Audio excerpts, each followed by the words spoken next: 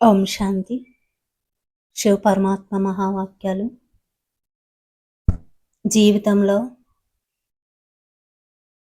జీవితం పురుషార్థం. అంటే మన పురుషార్థం ఎప్పుడు కూడా ఏ వ్యక్తి ఆధారంగా గాని, వస్తు వైభవాల ఆధారంగా గాని ఉండకూడదు అంటున్నారు పరమాత్మ.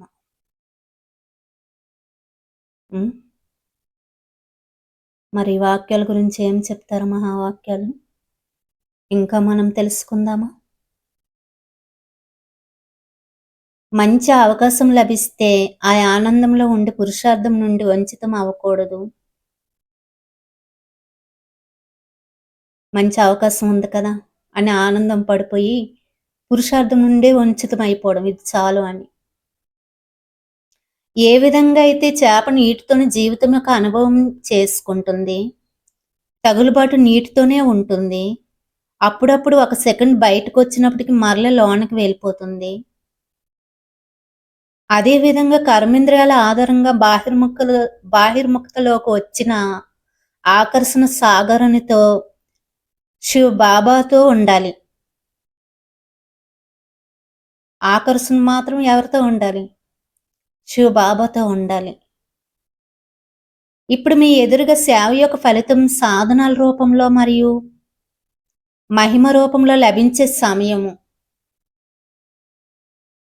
ఈ సమయంలో ఈ ఫలితాన్ని స్వీకరిస్తే కనుక అంతిమ మట్టి అయిన కర్మతీత స్థితి, సంపూర్ణ తపస్వి మరియు అతీంద్రియ సుఖప్రాప్తి యొక్క ఫలం పొందలేరు.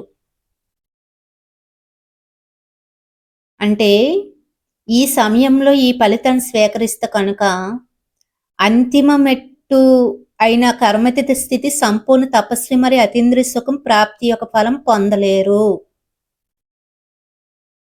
ఎప్పుడైతే మన సేవ సాధనాలకి తగులుబాటు అయి చేస్తామో అప్పుడు జీవితం మరియు పురుషార్థం ఏ వ్యక్తి వస్తు వైభవాల ఆధారంగా ఉండకూడదు అంటున్నారు పరమాత్మ. అలా ఉందంటే ఏంటి? సంపూర్ణ స్థితి ఇంకా అతీంద్రియ సుఖం యొక్క ప్రాప్తి ఫలం ఉండదు అంటున్నారు పరమాత్మ. పురుషార్థిని అని భావిస్తే ఒక్కోసారి సోమరుగా అయిపోతారు. శ్రేష్ఠ ప్రాలబ్ధ కులము అని భావించి ప్రతి అడుగు వేయండి. స్వయం పరమపిత శివ పరమాత్మ సర్వ సంబంధాల అనుభూతితో నడిపిస్తున్నారని భావించండి. ఇదే మిమ్మల్ని తీవ్ర పురుషార్థిగా చేస్తుంది అని అంటున్నారు పరమాత్మ.